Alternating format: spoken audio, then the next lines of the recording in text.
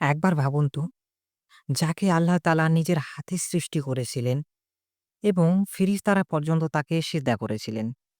শুধু একটি মাত্র ভুলের কারণে তিনি সবকিছু হারিয়ে ফেললেন। আজকের এই আলোচনায় আমরা জানব আমাদের মানব জাতির আদি পিতা এবং এই পৃথিবীর ১ম নবী, ১ম মানুষ হযরত আদম আলাইহিস সালামের সম্পূর্ণ জীবন কাহিনী। এই কাহিনী শুরু হয় সেই সময় থেকে যখন আল্লাহ তাআলা তার এক মহান পরিকল্পনার সিদ্ধান্ত ঘোষণা করেন। তিনি পৃথিবীতে তার এক খলিফা পাঠাবেন। পবিত্র কোরআনে আল্লাহ তাআলা বলেন, "আর স্মরণ করো, যখন তোমার রব ফেরেশতাদের বলেছিলেন, আমি নিশ্চয়ই পৃথিবীতে একজন খলিফা সৃষ্টি করব।" এই কথা শুনে ফেরেশতারা একটু বিস্মিত হয়ে প্রশ্ন করলেন, "আপনি কি পৃথিবীতে এমন কাউকে সৃষ্টি করবেন, যে পৃথিবীতে গিয়ে ফাসাদ তৈরি করবে এবং রক্তপাত ঘটাবে?" জবাবে আল্লাহ তাআলা বলেন, "নিঃসন্দেহে আমি জানি যা তোমরা জানো না।" আল্লাহ তাআলা আদম আলাইহিস সালামকে মাটি থেকে সৃষ্টি করেছিলেন। এই মাটি পৃথিবীর বিভিন্ন প্রান্ত থেকে সংগ্রহ করা হয়েছিল। যার কারণে মানুষের মধ্যে বিভিন্ন রং, বর্ণে ও চরিত্রে এত ধরনের বৈচিত্র্য দেখা যায়। হাদিসে এসেছে মৃত্যুর ফেরেশতা আজরাইল আলাইহিস সালাম এই মাটি পৃথিবীর বিভিন্ন স্থান থেকে সংগ্রহ করে আল্লাহর দরবারে নিয়ে এসেছিলেন। ১ম এ আল্লাহ তাআলা এই মাটি দিয়ে আদম আলাইহিস সালামের আকৃতি তৈরি করেন এবং তারপরে তাতে রূহ ফুঁকে দেন। আদম আলাইহিস সালামের উচ্চতা ছিল অসাধারণ লম্বা। সহিহ বুখারীর ৩৩২৬ নম্বর হাদিসে এসেছে, আদম আলাইহিস সালামের উচ্চতা ছিল ৬০ হাত লম্বা। ১ম এ আদম আলাইহিস সালাম ৪০ বছর পর্যন্ত নিষ্প্রাণ মূর্তির মতো পড়ে থাকেন। এ সময়ে ইবলিস তার চারপাশে ঘোরাফেরা করত এবং তাকে আঘাত করলে মাটির পাত্রের মতো শব্দ করত। যখন আল্লাহ তাআলা আদম আলাইহিস সালামের ভিতরে রূহ ফুঁকে দিলেন এবং তিনি হাঁচি দিলেন আর স্বাভাবিকভাবে বললেন, "আলহামদুলিল্লাহি রাব্বিল আলামিন" এবং জবাবে আল্লাহ তাআলা বললেন, "ইয়ারহাকুমুল্লাহু আদম" তোমার প্রতি আল্লাহ রহম করুন হে আদম। আল্লাহ তাআলা সকল ফেরেশতাগণকে আদম আলাইহিস সালামকে সম্মানসূচকভাবে সিজদা করার আদেশ দিলেন। সাথে, সাথে সকল ফেরেশতারা সে আদেশ পালন করলেন। কিন্তু ইবলিস অস্বীকার করল। ইবলিস অহংকারের সাথে বলল, "আমি তার চেয়ে উত্তম। আল্লাহ তাআলা আপনি আমাকে আগুন থেকে সৃষ্টি করেছেন আর তাকে মাটি থেকে।" এই অহংকারের কারণে আল্লাহ তাআলা ইবলিসকে জান্নাত থেকে বিতাড়িত করল। আল্লাহ তাআলা আদম আলাইহিস সালামকে সবকিছুরই নাম শিখিয়ে দিয়েছিলেন এবং ফেরেশতাদের উদ্দেশ্য বললেন, "তোমরা যদি সত্যবাদী হও তাহলে এগুলোর নাম বলো।" ফেরেশতারা বিনয়ের সাথে বললেন, "সুবহানাকা, আপনি পবিত্র। আপনি আমাদের যা শিখিয়ে দিয়েছেন তা ছাড়া আমাদের আর কোনো জ্ঞান নেই।" আল্লাহ তাআলা আদম আলাইহিস সালামকে সকল বস্তুর নাম বলতে বললেন এবং তা বললেন। এভাবে ফেরেশতারা বুঝতে পারলেন আল্লাহ তাআলা মানুষকে কেন খলিফা বানিয়েছেন। আল্লাহ তাআলা আদম আলাইহিস সালামের সঙ্গিনী হিসেবে হাওয়া আলাইহিস সালামকে সৃষ্টি করলেন। আল্লাহ তাআলা পবিত্র কোরআনে বলেন, তিনি তোমাদেরকে এক ব্যক্তি থেকে সৃষ্টি করেছেন এবং তা থেকে তার জোড়া সৃষ্টি করেছেন। ইসলামী বর্ণনা অনুযায়ী হাওয়া আলাইহিস সালামকে আদম আলাইহিস সালামের পাঁজরের হাড় থেকে সৃষ্টি করা হয়েছে। হাওয়া নামের অর্থ হচ্ছে জীবন্ত। কারণ তিনি জীবন্ত সত্তা আদম থেকে সৃষ্টি হয়েছেন। আল্লাহ তাআলা আদম ও হাওয়া আলাইহিস সালামকে জান্নাতে বসবাসের অনুমতি দিলেন এবং তাদের বললেন, "হে আদম, তুমি ও তোমার স্ত্রী জান্নাতে বসবাস করো। যেখানে ইচ্ছা সেখানে যাও, যা ইচ্ছা তাই খাও। শুধু এই বিশেষ গাছটির কাছে যেও না।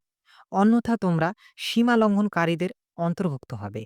জান্নাতে তারা ১৩০ বছর অতিবাহিত করেন। সেখানে তাদের জন্য ছিল অসংখ্য ফলমূল, গাছপালা এবং সব সুখের উপকরণ।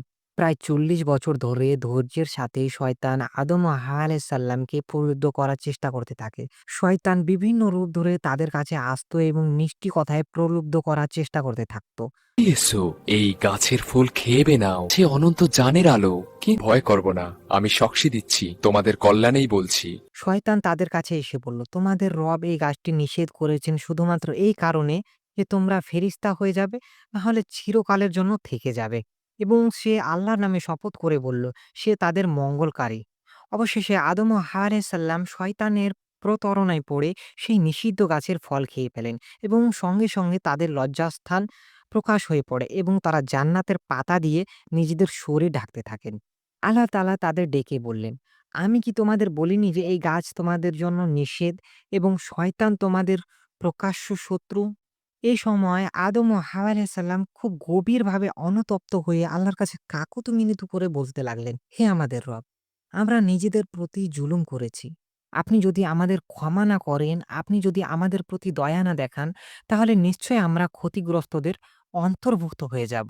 আল্লাহ তাআলা তাদের তওবা কবুল করলেন এবং পবিত্র কোরআনে বলা হয়েছে, অতঃপর আদম আলাইহিস সালাম আল্লাহর কাছ থেকে কিছু বাণী প্রাপ্ত হলো। তার মাধ্যমে তওবা করল এবং আল্লাহ তাআলা তওবা কবুল করলেন। নিশ্চয়ই আল্লাহ তাআলা তওবা কবুলকারী এবং ক্ষমাশীল ও দয়ালু।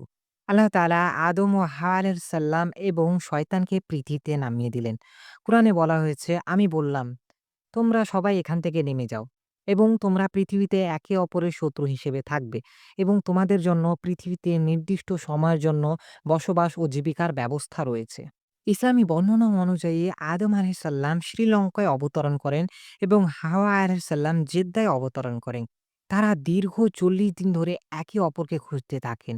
অবশেষে জাবালে রহমত পাহাড়ে তারা আবার মিলিত হন। পৃথিবীতে অবতরণের পর আদম আলাইহিস সালাম নবুয়ত লাভ করেন। তিনি ছিলেন মানব জাতির ১ম নবী এবং রাসূল হিসেবে তার দায়িত্ব ছিল মানুষকে সঠিক পথ দেখানো। আল্লাহ তাআলা আদম আলাইহিস সালামকে বিভিন্ন ধরনের জ্ঞান দান করেছিলেন। ভাষার জ্ঞান। তিনি কোনো পড়াশোনা ছাড়াই সব ভাষা জানতেন এবং স্পষ্টভাবে কথা বলতে পারতেন। কৃষিকাজের জ্ঞান, গম চাষ, বীজ বপন, ফসল কাটা এবং সংরক্ষণের পদ্ধতি তিনি জানতেন। বস্ত্র তৈরির জ্ঞান, নিজের জন্য এবং হাওয়ার জন্য পোশাক তৈরি করা তিনি জানতেন। যন্ত্রপাতি তৈরির জ্ঞান, কোদাল, কাস্তে এবং অন্যান্য কৃষির কাজ তিনি জানতেন। ঘর নির্মাণের জ্ঞান, ছাদ, দেওয়াল এবং দরজা সহ সম্পূর্ণ বাড়ি তৈরির পদ্ধতি তিনি জানতেন। স্বর্ণ রূপার কাজের জ্ঞান, মূল্যবান ধাতু প্রক্রিয়াকরণের কৌশল তার জানা ছিল। ইসলামী ঐতিহ্য অনুসারে আদম আলাইহিস সালাম সর্বপ্রথম কাবা শরীফ নির্মাণ করেন। প্রথমে ফেরেশতারা এই পবিত্র স্থানে একটি ইবাদতগাহ তৈরি করেছিলেন। পরবর্তীতে আদম আলাইহিস সালাম সে একই স্থানে কাবা পুনর্নির্মাণ করেন। আল্লাহ তাআলা আদম আলাইহিস সালামকে হজের নিয়মকানুন শিখিয়ে দেন। তিনি প্রথম ব্যক্তি যিনি হজ পালন করেন এবং কাবার চারপাশে তাওয়াফ করেন। আদম ও হাওয়া আলাইহিস সালাম এর অনেক সন্তান ছিল। ইসলামী বর্ণনা অনুসারে হাওয়া আলাইহিস সালামের ২০ টি যজম সন্তান জন্ম দেন। প্রতিবার একটি ছেলে ও একটি মেয়ে। কিছু বর্ণনায় ৪০ টা সন্তানের কথাও উল্লেখ রয়েছে। প্রথম যমজ ছিল কাবিল এবং তার বোন কালিমা। দ্বিতীয় যমজ ছিল হাবিল এবং তার বোন। সে সময় নিয়ম ছিল যে এক জোড়া যমজের ছেলে অন্য জোড়া যমজের মেয়েকে বিয়ে করবে। আল্লাহর নির্দেশ অনুযায়ী হাবিলের কাবিলের বোনকে বিয়ে করার কথা ছিল। কিন্তু কাবিল এতে রাজি ছিল না। কারণ সে নিজের বোনকেই বিয়ে করতে চাইত, যেহেতু সে বেশি সুন্দরী ছিল। এই বিবাদ সমাধানের জন্য আদম আলাইহিস সালাম উভয় ছেলেকে আল্লাহর উদ্দেশ্যে কুরবানি পেশ করতে বললেন। যার কুরবানি কবুল হবে সে অনুযায়ী বিয়ের সিদ্ধান্ত হবে। হাবিল তার সবচেয়ে ভালো ও মোটা তাজা ভেড়া কুরবানি দিল। আর কাবিল নিম্নমানের ও নষ্ট শস্য কুরবানি দিল। আল্লাহ হাবিলের কুরবানি কবুল করলেন। তখন আসমান থেকে আগুন এসে হাবিলের কুরবানি গ্রহণ করল এবং কাবিলের কুরবানি পড়ে থেকে গেল। এতে কাবিল গভীর ঈর্ষায় জ্বলতে থাকে এবং ক্রোধিত হয়ে হাবিলকে বলল, আমি তোকে অবশ্যই হত্যা করব। হাবিল শান্ত হয়ে উত্তর দিল, আল্লাহ কেবল মুত্তাকিদের কুরবানি কবুল করেন। তুমি যদি আমাকে হত্যা করতে হাত বাড়াও, আমি প্রতিরোধে তোমাকে হত্যা করব না। কারণ আমি আল্লাহকে ভয় করি। কিন্তু অবশেষে কাবিল হাবিলকে হত্যা করে ফেলল। আর এটিই ছিল পৃথিবীর ইতিহাসে প্রথম হত্যাকাণ্ড। হত্যার পর কাবিল বুঝতে পারল না লাশ কি করতে হয়। এমন সময় আল্লাহ তাআলা একটি কাক পাঠালেন, যে মাটি খুঁড়ে দেখালো কিভাবে লাশ দাফন করতে হয়। এটা দেখে কাবিল অনুতপ্ত হয়ে বলল, হায়, আমি কি এই কাকটির মতো হতে পারলাম না, যে আমার ভাইয়ের লাশ দাফন করতে পারি? হাবিলের মৃত্যুর পর আল্লাহ তাআলা আদম আলাইহিস সালামকে আরেকটি নেক ও সৎ সন্তান দান করেন, শীস আলাইহিস সালাম। শীস নামের অর্থ হচ্ছে উপহার। কারণ তিনি ছিলেন আল্লাহর পক্ষ থেকে হাবিলের স্থলাভিষিক্ত হিসেবে এক বিশেষ উপহার। শীস আলাইহিস সালাম ছিলেন আদম আলাইহিস সালামের অত্যন্ত আজ্ঞাবহ ও নেককার সন্তান। তিনি তার পিতার কাছ থেকে ইসলামের শিক্ষা নিয়ে মানুষদের মধ্যে তা প্রচার করতেন। হাদিসে এসেছে যে শীস আলাইহিস সালামের উপর ৫০টি সহিফা পবিত্র গ্রন্থ নাজিল হয়েছিল। তিনি ছিলেন দ্বিতীয় নবী এবং মানুষদের মাঝে আল্লাহর দ্বীন প্রচারের দায়িত্ব পালন করতেন। আদম আলাইহিস সালাম তার সন্তানদের ইসলামের মৌলিক শিক্ষা দিতেন। তৌহিদ, এক আল্লাহর উপর ইবাদত এবং তার সাথে কাউকে শরিক না করা। নামাজ, নির্দিষ্ট সময়ে আল্লাহর ইবাদত করা। রোজা, আত্মশুদ্ধির জন্য সিয়াম পালন করা। হজ, কাবা শরীফে গিয়ে তীর্থযাত্রা পালন করা।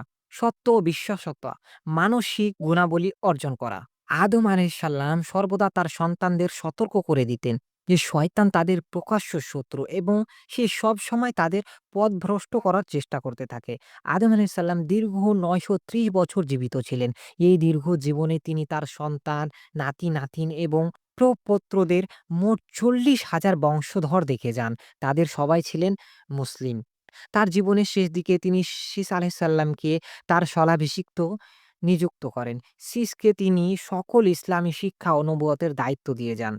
ইসলামী বর্ণনা অনুসারে আদম আলাইহিসসালামের প্রথমে মক্কায় মৃত্যুবরণ করেন এবং সেখানেই দাফন করা হয়। পরবর্তী নূহ আলাইহিসসালাম এর সময় মহাপ্লাবনের আগে তার পবিত্র দোহাবশেষ নূহ আলাইহিসসালাম নৌকায় তুলে নেন এবং পরে ইরাকের পবিত্র শহর নাজাফে দাফন করেন। তার কবরের দৈর্ঘ্য অনেক বেশি ছিল, যা তার বিশাল উচ্চতার সাথে ম্যাচ খায়। আদম আলাইহিসসালামের উত্তরাধিকার আদম আলাইহিসসালাম শুধুমাত্র মানবজাতির আদি পিতা নন, বরং তিনি ছিলেন প্রথম মানুষ যাকে আল্লাহ নিজের হাতে সৃষ্টি করেছিলেন। প্রথম নবী যার উপর আল্লাহ ওহী নাজিল হয়েছে। প্রথম খলিফা যিনি পৃথিবীতে আল্লাহর প্রতিনিধিত্ব করেছেন। জ্ঞানের প্রথম শিক্ষক যিনি মানবজাতিকে জীবনযাত্রার নিয়ম শিখিয়েছেন। তওবার প্রথম নমুনা যিনি ভুল করার পর তওবা করে আল্লাহর ক্ষমা লাভ করেছেন। হযরত আদম আলাইহিসসালামের জীবনী আমাদের অনেক গুরুত্বপূর্ণ শিক্ষা দেয়। তওবার গুরুত্ব, ভুল করলে অবিলম্বে তওবা করে আল্লাহর কাছে ফিরে আসতে হবে। শয়তানের ফাঁদ থেকে সতর্ক থাকা। শয়তান সবসময় আমাদের পথভ্রষ্ট করার চেষ্টা করতে থাকে। পারিবারিক দায়িত্ব, সন্তানদের সঠিক ইসলামী শিক্ষা দেওয়া গুরুত্ব অপরিসীম। ইবাদতের তাৎপর্য, নামাজ, রোজা, হজ সবকিছু গুরুত্ব বুঝতে হবে। ধৈর্য ও কৃতজ্ঞতা, বিপদে ধৈর্য ধারণ করতে হবে এবং সুখে আল্লাহর কৃতজ্ঞতা প্রকাশ করতে হবে। আদম আলাইহিসসালামের জীবনী আমাদের মনে করিয়ে দেয় যে আমরা সবাই একে পিতা-মাতার সন্তান। তাই পরস্পরের প্রতি দয়া, ভালোবাসা এবং সম্মান প্রদর্শন করা উচিত। তার জীবন আমাদের জন্য একটি পূর্ণাঙ্গ দিক নির্দেশনা, যা অনুসরণ করে আমরা দুনিয়া আখিরাতের সফল হতে